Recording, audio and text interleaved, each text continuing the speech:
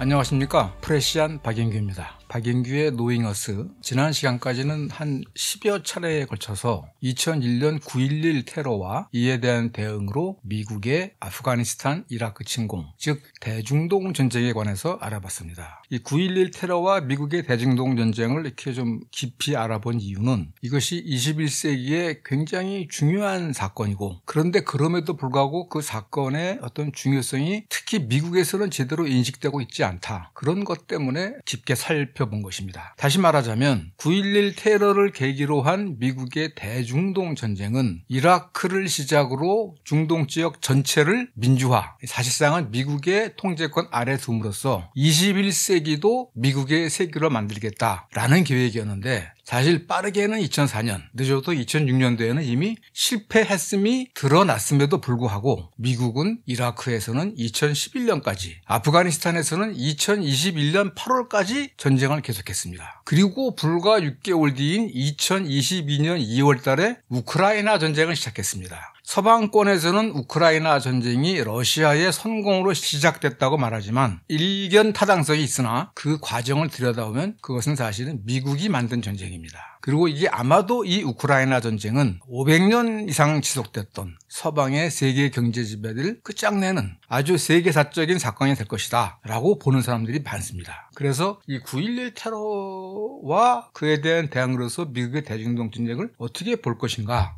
그 부분에 대해서 한번 좀 그 맥락을 한번 살펴보도록 하겠습니다. 쉽게 말하면 9.11 테러를 계기로 한 이라크 침공은 새로운 미국의 세계를 위한 프로젝트라는 것, 조직, PNAC, 럼스펠드나 체인이나 월퍼비츠가 속해 있던 조직이죠. PNAC라는 조직에서 강력히 주장했고, 그래서 관철된 겁니다. 그 PNAC라는 조직에서 2000년도에 미국의 방위라는 문서를 내면서 미국은 여전히 21세기에도 세계를 지배해야 된다. 그러기 위해서는 군사력의 사용이 필요하다. 그리고 군사력의 사용에 미국 국민들이 동의하게 만들기 위해서는 새로운 진주만이 필요하다. 뉴 펄 하버가 필요하다라고 얘기를 했잖아요. 그렇게 해서 2001년 9.11 테러가 뉴 펄 하버가 됐습니다. 그래서 그것을 계기로 바로 그때부터 체니를 비롯한 미국의 네오콘 일당은 이라크 침공을 준비를 했죠. 그렇게 해서 이라크를 시작으로 중동 전체를 민주화 또는 장악할 수 있다고 생각을 했는데 실패한 겁니다. 여기서 이제 볼 수 있는 거는 뭐냐면, 이라크 침공을 미국의 안보 엘리트들은 어떻게 보면은 제2의 2차 대전이다 라고 생각했던 거예요.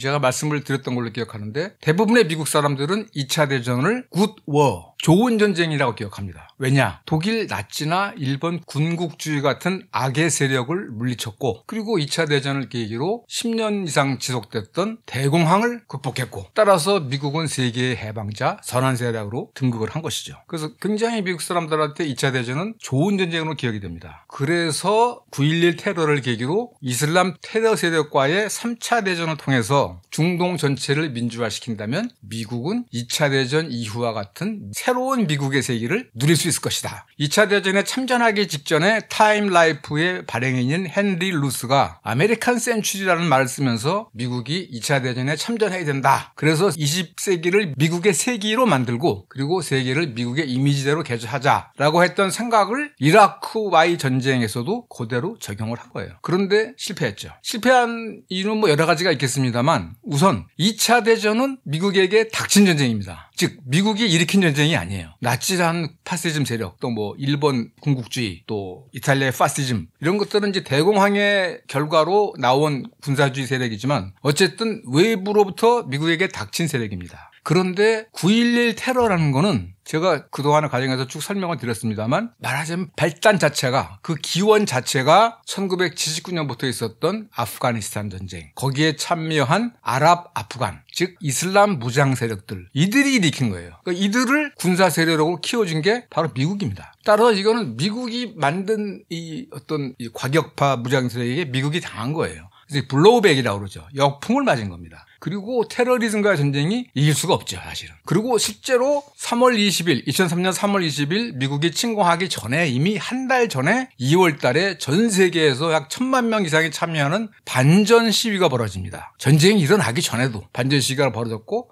러시아는 물론이고 프랑스와 독일 같은 우방국에서도 침공에 반대해요. 이거는 침략 전쟁이다. 그러니까 이게 2차 대전은 불가피하게 나쁜 세력을 물리치기 위해서 미국이 참전한 전쟁입니다만 이 2003년의 이라크 전쟁은 자신이 만들어낸 테러 세력에게 안갚음을 당하고 거기에 복수한다는 명분으로 세계를 정복하려 했기 때문에 기본적으로 이길 수 없는 전쟁이었고 사실은 제2의 2차 대전이라기보다는 탈냉전 시대의 베트남 전쟁이다라고 봐야 되는 게 맞습니다. 즉 베트남 전쟁 1945년부터 미국은 이제 54년부터죠. 75년까지 계속된 이 베트남 전쟁은 베트남 인민들의 민족 자결을 억누르려다가 결국은 실패한 전쟁입니다. 그래서 미국의 패권이 흔들렸다고 그랬죠. 이 브레튼 우드 체제의 금태환 약속을 깨물었어. 굉장히 큰 사건이었어요, 사실은. 근데 그럼에도 불구하고 미국이 건재했던 이유는 달러 패권이라는 또 다른 경제적 패권이 있었고 그 패권을 가지고 소련과 그야말로 살인적인 군비 경쟁을 80년대에 펼침으로써 결국 소련을 무너뜨렸죠. 냉전에서 이겼습니다. 냉전에서 이기는 바람에 베트남 전쟁이 잘못된 전쟁이었고 사실상 실패한 전쟁이었음에도 불구하고 미국의 특히 엘리트들은 베트남 전쟁이 잘못됐다는 것을 인정하거나 반성하지도 않았습니다. 근데 이렇게 따져보면 2003년도의 이라크 침공은 어떻게 보면 탈냉전 시대에 일어난 베트남 전쟁이에요. 지난 시간에 설명드린 것처럼 이라크인들의 정치적 주도권을 인정하지도 않았고 재건 과정의 참여도 인정하지 않았고 그저 미국 기업들의 경제적 약탈을 위한 전쟁으로 끝나버렸다. 그리고 이제 무슨 국토안보산업이라든가 전투의 민영화라든가 이런 것이 벌어졌다고 말씀드렸잖아요. 말하자면 이 미국이 윌슨 대통령이 말한 민족 자기를 외치면서도 사실은 민족 자기를 깨뜨린 전쟁이었다. 그래서 어떻게 보면 탈냉전 시대의 베트남 전쟁이다라고 말할 수 있을 겁니다. 그런데 그 1920년대에 한창이었던 베트남 전쟁과 2000년도에 한창이었던 이라크 전쟁의 차이는 뭐냐면 기본적으로 이 지배 엘리트, 안보 엘리트, 경제 엘리트들은 똑같다고 합니다만 적어도 1960년대의 베트남 전쟁 때는 대다수 미국인들이 이것은 잘못된 전쟁이야. 우리에게도 피해가 주는 전쟁이야. 이것은 해서는 안 되는 전쟁이야. 라고 해서 아주 활동적으로 아주 격렬하게 반대 시위를 벌였습니다. 그리고 그 때문에 베트남 전쟁은 베트남 정글에서 진 게 아니라 워싱턴에서 진 거다라는 말이 나올 정도로 미 국민들이 적극적으로 참여하고 반대해서 전쟁을 끝나도록 만든 거예요. 물론 미국의 안보 엘리트들은 잘못임을 인정 안 합니다. 실수다. 실수이긴 합니다만 잘못은 아니라고 얘기를 해요. 그런데 이 이라크 전쟁이 차이가 뭐냐면 베트남 전쟁 때와는 다르게 국민들의 참여는커녕 관심도 없습니다. 왜? 베트남 전쟁 때는 드래프트라고 그래서 추첨식으로 일반 국민들이 다 군대를 가게 돼 있어요. 그런데 그때 워낙 반대가 심하니까 닉슨 대통령이 1973년도에 이 드래프트 제도, 징집 제도를 추첨에 의한 징집 제도를 폐지합니다. 그리고 모병제가 돼요. 그러니까 웬만한 사람들은 군대를 안 가는 거예요. 아프간 전쟁이나 이라크 전쟁의 참상을 실제로 느껴보는 사람이 별로 없습니다. 그러니까 국민들의 무관심 속에 안보 엘리트들이 마음대로 전쟁을 계속하게 된 거죠. 그리고 이제 또 중요한 것은 테러와의 전쟁 또는 대중동 전쟁을 하면서 미국은 사실은 군사적으로 신뢰도를 잃어버렸을 뿐만 아니라 2008년도에 금융위기가 나면서 경제적으로도 이게 문제점이 많은 사회라는 게 드러났고 또한 더불어서 국제사회로부터도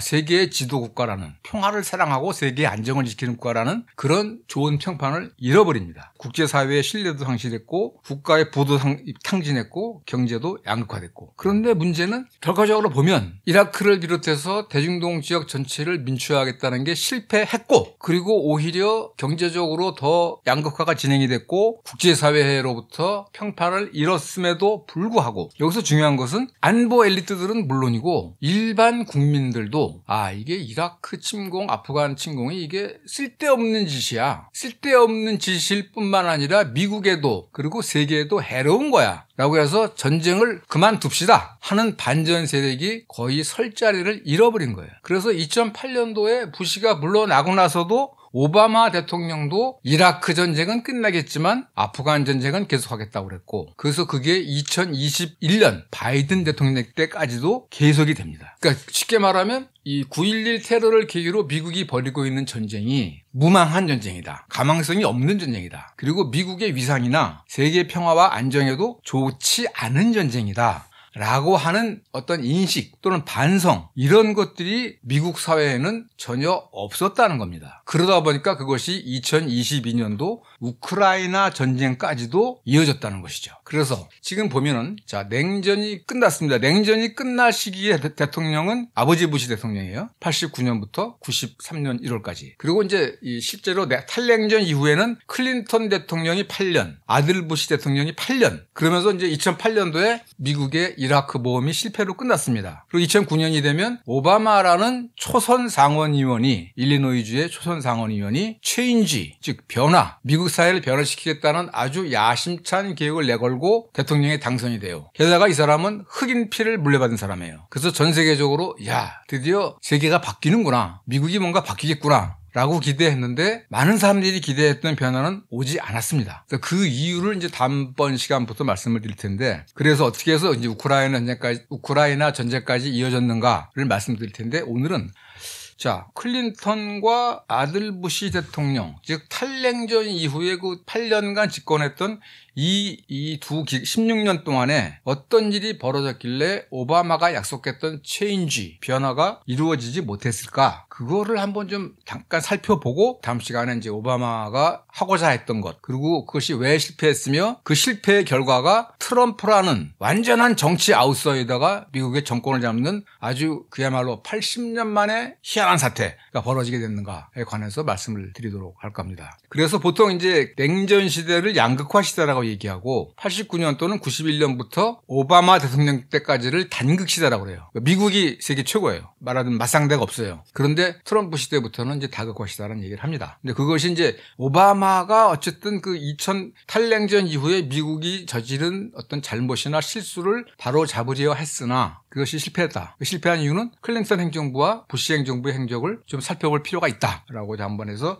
아주 간략하게 클린턴 행정부의 어떤 측면, 그리고 부시 행정부의 어떤 측면이 미국이 어떤 그 세계와 자신에게도 좋은 길을 가지 못하게 된 것일까에 관해서 말씀을 드리려고 합니다. 우선 이제 각 행정부에 대해서 말하기보다도 사실은 이제 미국이 이른바 군사적 일방주의, 군사력으로 세계를 미국의 이미지에 맞도록 개조한다라는 그 군사적 일방주의를 고집하게 된 데에는 그건 물론 이제 45년 2차 대전 승리, 그리고 무엇보다도 이제 50년의 한국전쟁이 굉장히 중요한 역할을 했습니다만, 이 군사적 일방주의가 강화된 중요한 계기는 사실은 크게 보면은 냉전 종식입니다. 80년대까지만 해도 미국의 CIA나 정치인이나 무슨 정보기관 쪽에서 소련이 저절로 무너질 거라고 예상을 못했다고 그래요. 어쨌든 근데 그야말로 2차 대전이 끝난 후 40년 동안 팽팽하게 대치했던 상대방, 이 소련이 스스로 무너져 버렸어요. 스스로 유성국들을 해방시켰을 뿐만 아니라 스스로도 해체가 됐습니다. 그러면서 냉전이 미국의 승리로 끝나면서 미국에게는 이른바 승리주의, 즉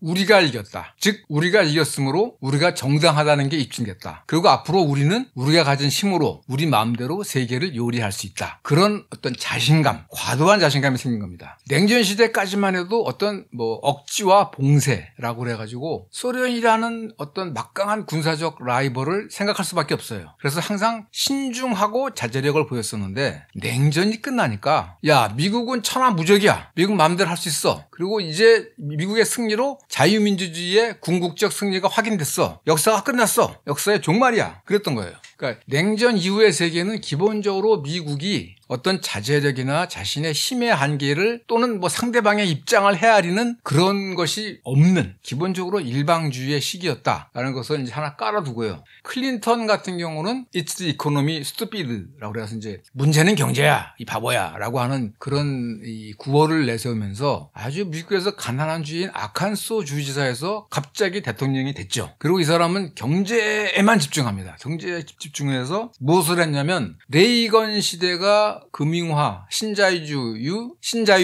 금융화의 시작이었다면 클린턴은 세계화를 추진합니다. 우선 나프타, 북 아메리카 자유무역지대라고 해서 북쪽에 캐나다, 남쪽에 멕시코하고 경제 동맹을 맺고 미국의 제조업 시설들을 캐나다나 멕시코로 옮기죠. 그리고 이제 그 다음에는 중국 등 동아시아에 미국의 제조업을 옮기면서 전 세계의 경제를 미국을 정점으로 하는 커다란 이 하나의 체인, 시스템, 그래서 글로벌 서플라이 체인 또는 글로벌 밸류 체인이라고 하는데 전 세계를 미국 주도의 커다란 경제 시스템으로 만듭니다. 물론 그게 세계화인데, 그리고 이제 95년도에는 관세 및 무역에 관한 일반 협정을 폐지하고 WTO라는 보다 강력한 자유무역 추진기구, 세계무역기구를 만듭니다. 1995년도에. 그러나 이제 이미 90년대부터 미국 내에서는 세계화에 대한 반대가 많았습니다. 왜? 미국의 중산층, 특히 이제 이 공장 노동자들이라든가 이런 사람들에게 굉장히 불리했기 때문에. 그래서 이제 이미 1999년도에 시애틀에서 WTO 반대 시위가 일어나면서 세계화에 대한 미국 내 반발이 작지 않았어요. 그거를 이제 참고로 말씀드리고, 이것보다 중요한 것은 뭐냐면 금융 세력이 정치 권력화됐다. 그러니까 금융화가 이미 레이건 시대에 시작이 됐고, 금융화라는 거는 제조업 공동화입니다. 제조업은 다 버려. 왜? 이윤이 안 남으니까. 다 금융화로 가. 돈 놓고 돈 먹기를 해. 하면서 이미 80년대부터 시작이 됐는데, 클린턴 시대가 중요한 것은 뭐냐면 그 금융화를 주도하는 금융가들이 미국의 경제정책을 좌지우지하는 재무부 장관 자리에 간다는 겁니다. 연준도 마찬가지고. 특히 재무부 장관이 중요한데, 로버트 루빈이라는 사람이 있어요. 골드만삭스의 회장이었는데 이 사람이 미국의 재무장관을 맡아요. 적절한 비유인지는 모릅니다만 우리나라의 이건희 이런 사람이, 또는 이재용 이런 사람이 기재부 장관을 맡는 거예요. 그러니까 어떻게 하겠습니까? 경제정책을 미국의 최대 기업, 즉 대기업을 위한, 대자본을 위한 경제정책을 피겠죠. 이 로버트 루빈의 제자들이 로렌스 서머스니 티모시 가이트너니 이런 사람인데, 이런 사람들이 오바마 때도 재무부 장관을 해요. 그러면서 모든 경제정책을 금융세력들을 위해서 경제정책을 펴나갑니다. 그러니까 금융세력이 그야말로 정치 권력이 돼버린 거예요. 그리고 더 중요한 것은 1999년도에 글래스-스티걸법이라는 거를 없애버립니다. 이게 왜 중요하냐면 글래스-스티걸법이라는 거는 대공황이 한창이던 1933년도에 루즈벨트 대통령이 만든 건데, 상업은행과 투자은행이 있습니다. 미국에는. 상업은행은 고객 돈을 가지고 대출을 하거나 이렇게 해서 돈을 버는 데고, 투자은행은 여기저기 투기성, 자기 자본 가지고 투자를 해서 큰 돈을 버는, 그러니까 말하자면 하이 리스크 하이 리턴의 금융업체예요. 20년대에는 그 투자은행과 상업은행이 이 한 회사가 투자은행, 상업은행 역할을 다 했습니다. 그러다 보니까 너무 자본의 투기적 우동이 심하다 해서 투자은행과 상업은행을 엄격하게 갈라놓습니다. 상업은행은 고객 돈만 가지고 운영을 해. 그 대신에 고객 예금은 정부가 책임져 줄 거야. 그래서 상업은행과 투자은행 간에 장벽을 세우는데, 그래서 그게 한 60년 이상 왔는데 그것을 1999년도에 그 글래스-스티걸법을 폐지합니다. 즉 고객 돈 가지고도 마음대로 투기 행위를 해도 돼. 이게 이제 2008년도 금융위기를 초래하는 한 원인이 되죠. 그러니까 투자은행가의 힘이 무지하게 세진 거예요. 그래서 쉽게 말하면 클린턴 시대가 되면서 금융가들이, 사실은 미국의 금융가들은 이 30년대부터 70년대까지는 진짜 별 볼 일 없는 직업이었다고 그래요. 근데 80년대 금융화가 되면서 점점점 금융가들이 힘이 세졌는데, 클린턴 시대에 오면은 경제정책도 이 금융가들이 좌지우지하는 그런 시대가 된 겁니다. 그리고 또 하나 중요한 게 뭐냐면 나토의 확대입니다. 나토라는 거는, 북대서양 조약기구라는 거는 미국이 1949년도에 창설했습니다만 1950년도에 6.25 전쟁이 나면서 실질적인 기구가 됐고, 실제로는 사실은 서유럽의 미국 우방국들을 미국의 하위 군사동맹으로 끌어들인 조약이에요. 그래서 그 당시에 이스메이라고 영국의 귀족이 나토 초대 사무총장을 맡았는데, 그 당시 나토에 대해서 러시아 아웃, 러시아는 쫓아내고 아메리카 인, 미국은 들어가고, 그 다음에 저머니 다운, 독일은 억누른다. 이게 이제 나토의 정책이다. 그러니까 미국이 유럽에 들어가고 거기서 러시아는 쫓아내고, 그 다음에 독일은 1, 2차 대전을 일으킨 주범이니까 미국이 들어가서 눌러준다라는 건데, 실제로는 그 서유럽 국가들을 미국의 이 하위 군사동맹으로 묶어두기 위한 것이었지만 명분은 소련의 군사 위협에 맞서기 위한 것이다 라고 해서 만든 거예요. 그래서 사실은 그 소련이 동유럽 국가들을 군사 동맹으로 끌어들인 게 바르샤바 조약기구인데 나토는 1949년, 바르샤바 조약기구는 1954년도에 생깁니다. 사실은 나토가 먼저 생겼어요. 미국은 나토가 방어적 군사기구라고 그러지만 그게 아닙니다, 사실은. 근데 중요한 것은 뭐냐면 1990년도에 독일이 통일될 당시에 소련으로서는 독일이 항상 무서워요. 1차 대전, 2차 대전 다 당했으니까. 그래서 독일 통일이 무섭습니다. 그런데 고르바초프가 독일 통일을 용인하는 대신에 나토라는 군사동맹을 동쪽으로 1인치도 확대하지 않겠다고 구두로 약속을 합니다. 근데 그게 뭐 제임스 베이커 미국 국무장관을 비롯해서 뭐 미테랑이니 그 당시에 서유럽 지도자들이 다 약속했는데 이 약속을 96년도에 가면 깹니다. 사실은 미국을 뺀 유럽 국가들만의 안보기구가 있어요. 유럽안보협력회의라는 거예요. 고르바초프는 사실은 냉전을 끝낼 때 포르투갈 리스본에서 연해주 블라디보스토크까지 유라시아 공동의 집을 짓자고 그랬었는데 그래서 집단 안보를 실천하자고 그러는데 결코 미국은 나토를 해체하지 않았을 뿐만 아니라 소련이 해체했으니까 소련의 위협이 없잖아요. 나토를 없애야 되잖아요. 그렇지만 나토를 없앤 게 아니라 오히려 나토를 계속 동쪽으로 확대해서 지금은 우크라이나까지 갈까 말까 하고 있습니다. 이 최초의 나토 확대 결정을 클린턴 때 한 겁니다. 그래서 이제 러시아로 하여금 안보 위협을 느끼게 했을 뿐만 아니라 이른바 인도주의 원칙이라고 그래가지고 상대방 국가를 공격할 때는 자국의 안보가 위협받을 때만 공격할 수 있는 게 이제 유엔법의 정신인데 그게 정당한 전쟁인데 1999년도에 세르비아의 베오그라드는 미국의 아무런 안보 위협이 없음에도 불구하고 세르비아계의 소수민족인 알바니아인들을 보호한다는 명분으로 세르비아를 78일 동안 일방적으로 폭격합니다. 이게 R2P라고 그래가지고 보호해야 될 책임, Responsible to Protect라고 그래서 쉽게 말하면 인도주의적 필요에 의해서 타국의 주권을 미국의 임의대로 타국의 주권을 침해할 수 있다. 그러니까 쉽게 말하면 미국이 인도주의적 원칙에 따라서 미국이 합당하다고 생각하면 다른 나라도 침략할 수 있다라는 원칙을 세웁니다. 그러니까 이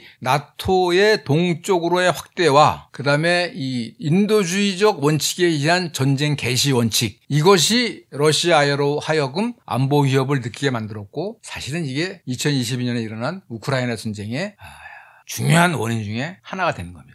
그러니까 다시 말하면 클린턴 행정부가 되면서 금융 세력들이 정치 권력화가 됐고 그다음에 미국의 군사적 일방주의가 점점 더 확대됐고 금융 세력의 정치 세력 권력화 중에서는 또 하나 아까 제가 빼먹었는데 2010년도에 오바마 대통령 때입니다. 그때 미국 대법원에서 판결하기를 정치 헌금은 표현의 자유의 일부에 해당되므로 제한할 수 없다. 다시 말해서 돈 많이 가진 사람들이 이 공직 후보들에게 내는 정치헌금에는 제한이 있을 수 없다. 마음대로 정치헌금을 내라. 이 얘기는 뭡니까? 결국 돈 가진 놈들이 정치 권력을 살 수 있다는 소리죠. 즉 클린턴 행정부를 거치면서 금융 세력의 정치 권력이 대단히 커지고 그다음에 미국의 일방적 군사주의 또는 군사적 일방주의가 점점 더 진화해 간다라는 것이 하나의 배경이 되겠습니다. 그리고 부시 행정부에 와서는 거기는 뭐 이미 1992년도에 국방계획 지침에서부터 미국이 세계의 패권 주의를 놓을 수 없다라고 얘기를 했고 그 사람들이 2001년도에 정권을 잡았기 때문에 이미 뭐 군사주의가 훨씬 더 강한 행정부였고 실제로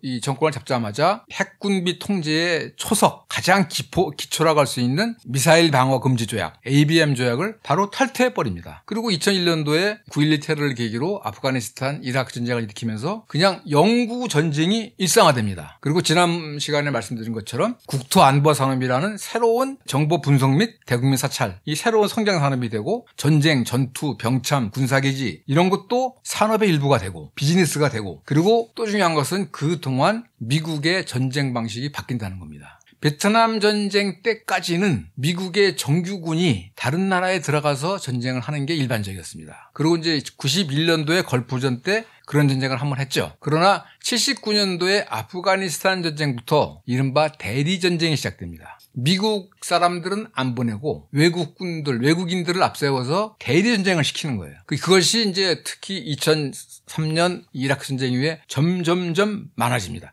90년대부터 많아집니다. 그리고 또한 미국을 비롯한 민간인 용병 요새는 미국 사람들은 용병이나 말을 안 씁니다. 어감이 안 좋으니까 이제 계약자라고 표현하는데 보스니아 전쟁부터 뭐 코소보 전쟁 그리고 이 이라크 전쟁까지 민간 용병들을 전쟁으로 많이 했습니다. 이 얘기는 뭐냐면 미 국민들이 전쟁에 갈 일이 없어요. 전쟁이라는 게 굉장히 참혹하잖아요. 근데 미 국민들은 전쟁에 안 가도 돼. 대리전, 외국인 뭐 무장 세력을 쓰거나 아니면 용병 또는 계약자 돈 주고 사 전투원들을. 그러니까 미국 사람들은 해외에서 미국이 벌이는 전쟁에 대해서 찬성 반대는커녕 관심조차 없죠. 하고 있는지도 모릅니다. 그리고 또 하나의 전쟁은 뭐냐면 경제 제재입니다. 이게 91년도 걸프전에서 사담 후세인을 쿠웨이트에서 몰아낸 뒤에 사실은 그때 레짐 체인지 정권 교체를 했어야 됐는데 그게 못했기 때문에 그 뒤에 이른바 경제 제재를 12년 동안 가하면서 완전히 그냥 PPR 시킵니다. 그리고 이게 미국의 중요한 전쟁 수단이 돼요. 예를 들면 뭐 북한하고 2005년도 9.19 공동성명이라고 그래가지고 북한의 이 핵동결에 대해서 육자회담에서 합의가 됐는데 바로 다음 날 마카오에 있는 방코 델타 아시아 은행의 북한 계좌를 동결시킴으로써 사실은 협정을 파탄시켜요. 그 다음에 무슨 뭐 이란이 핵협정에 나선 것도 아주 가혹한 경제제재 때문에 또 베네수엘라 같은 나라가 거의 중남미에서는 석유 매장량이 제일 많은 나라인데 뭐 나라가 막 인플레가 몇백 프로씩 되고 힘들어지잖아요. 그게 사실은 미국의 경제 제재 때문입니다. 그래서 그걸 이제 하이브리드 전쟁이라고 하는데 예전에는 뭐 정규군끼리 부딪히지만 지금은 그게 아닙니다. 경제 제재를 하거나 대리 세력을 내세우거나 민간 용병을 내세우거나 이렇게 전쟁의 양상이 바뀌어져요. 지금 우크라이나에서 벌어지고 있는 전쟁이 바로 이 하이브리드 전쟁입니다. 전쟁이 일어나자마자 미국은 러시아의 외환 보유고를 절반이나 동결시켰고 국제금융결제망에서 퇴출시켰고 러시아의 에너지에 대한 수출 금지 또는 수입 금지 조치를 취했고 이런 식으로 막 한 겁니다. 즉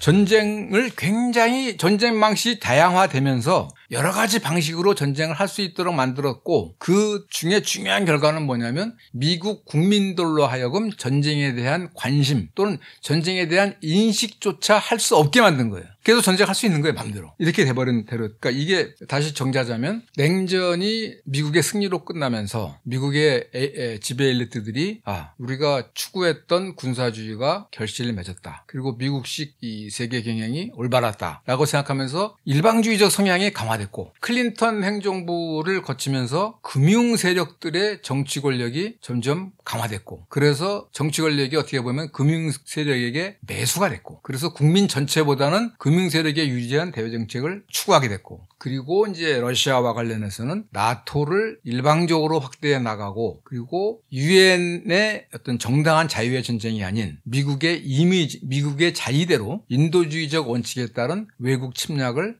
정당화하기 시작했고 그리고 부시 행정부 들어서는 전쟁과 관련된 여러 사업들이 다 돈벌이의 수단이 됐고 그다음에 하이브리드 전쟁이라고 해서 경제 제재나 대리 세력이나 또는 용병들을 이용한 보이지 않는 전쟁을 하게 됨으로써 전쟁을 국민들의 관심 밖에서 할 수 있게 됐다. 이런 것들이 미국이 이 영구 전쟁을 하게 되는 그런 계기라고 볼 수 있을 것 같습니다. 반면에 2001년도에 미국이 9.11 테러를 당하고 아프간 전쟁에 나선 반면에 바로 그 해에 중국이 세계 무역기구에 들어갑니다. 세계 무역기구에 들어갔다는 얘기는 뭐냐? 전 세계 모든 국가, WTO에 가입된 국가들, 다시 말하면 뭐 거의 모든 국가들이죠. 전 세계 모든 국가들과 똑같은 조건에서 무역을 할 수 있게 됐다. 그러면서 또 클린턴이 때부터 추진한 세계화에 의해서 미국의 제조업 공장들이 전부 다 중국으로 들어옵니다. 그래서 미국이 대중동 전쟁에 발목이 잡혀 있는 동안에 중국은 세계의 공장으로 발돋움을 하게 됩니다. 그래서 2010년도가 되면 그때까지 세계 2위의 경제대국이 일본이었는데 2010년도에 중국이 일본을 제치고 세계 2위가 됩니다. 세계 공장이 된 거죠. 그래서 그때 나온 말이 뭐냐? 미국이 대중동 전쟁을 벌이고 있다. 승자는 중국이다. 이런 말이 나옵니다. 그전에 냉전 시대에는 미국과 소련이 냉전을 벌이고 있다. 승자는 일본이다. 그랬어요. 즉 냉전 시대와 탈냉전 시대를 거치면서 동아시아가 엄청나게 커진 거예요. 그래서 이제 다음 시간에 자세히 말씀하겠습니다만 2012년쯤 오바마의 첫 번째 임기 때는 이 아프간 전쟁 그러니까 2008년도 금융위기의 두 차례 그리고 아프간 전쟁의 나름대로 마무리에 매진했고 2012년도가 되면 이제 피봇 투 아시아라고 그래가지고 중국이 너무 크는데 중국을 막아야 되겠다. 그래서 피봇 투 아시아 정책이 시작이 됩니다. 그래서 나름대로 뭐 여러 가지 큰 계획을 짭니다. 사실은.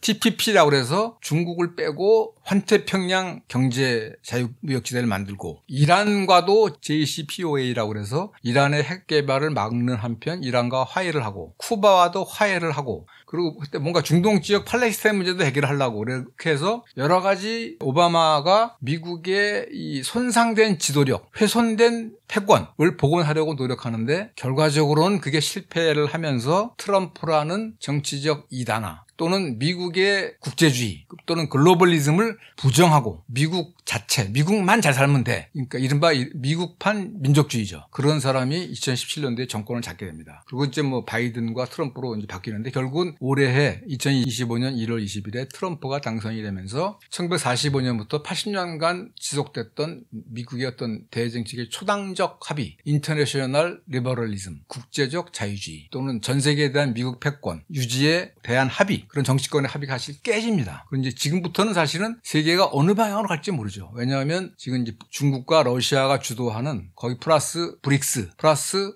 글로벌 사우스 이런 국가들이 미국의 달러 패권에서 독립된 별도의 국제 무역 및 금융 체제를 만들겠다고 하고 있기 때문에 과연 앞으로 이게 어떻게 될 것인지는 모릅니다. 이제 그것은 이제 우크라이나 전쟁이 어떻게 풀릴 것인가에 관련되어 있는데, 일단은 제가 말씀드린 것은 21세기 벽두에 미국이 21세기도 미국의 세기로 만들기 위해서 미국의 군사력으로 이라크부터 시작해서 중동 지역 전체를 민주화 또는 미국의 지배 아래에 넣겠다는 계획은 2006년도쯤이면 실패로 확인됐음에도 불구하고 아직까지도 미국은 군사력에 의한 세계 지배, 물론 이제 트럼프에 와서는 세계 지배는 포기한다, 미국만 잘 살면 된다라고 바뀌었습니다만 그 군사주의라는 게 아직도 지속되고 있다. 그리고 그 지속되고 있는 이유 중에는 클린턴 행정부와 부시 행정부, 클린턴 행정부에서의 금융 세력의 정치 권력화, 그리고 부시 행정부에서의 전쟁의 비즈니스화, 그리고 전쟁의 다양화, 이런 것들이 작용을 했다. 그런 말씀을 드렸습니다. 다음 시간부터는 한 두세 번에 걸쳐서 그 오바마가 이 손상된 미 제국의 지위를 회복시키기 위해서 어떤 노력을 벌였고, 오바마 대통령이